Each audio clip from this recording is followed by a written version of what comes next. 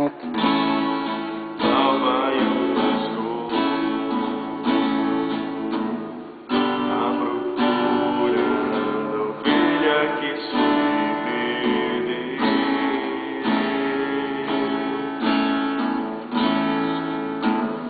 À procura do olhar que se desviou do seu.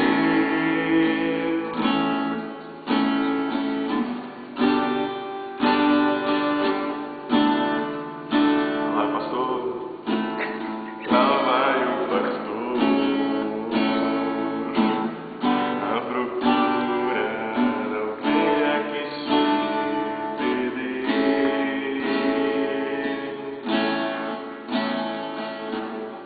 À procura do olhar que se desviou do seu.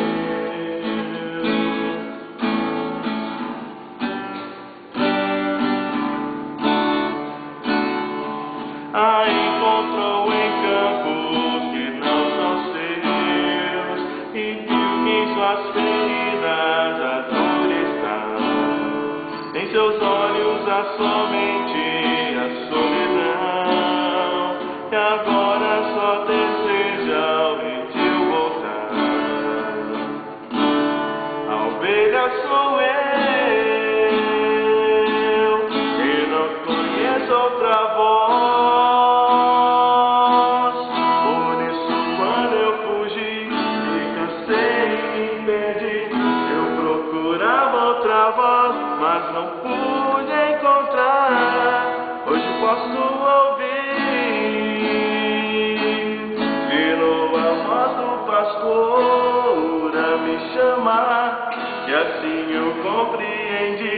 Se de ti eu fugi, 99 ou mais deixarás para trás, irás me buscar. A ovelha sou eu, e não conheço outra voz. Por isso, quando eu fugi, me cansei e me perdi.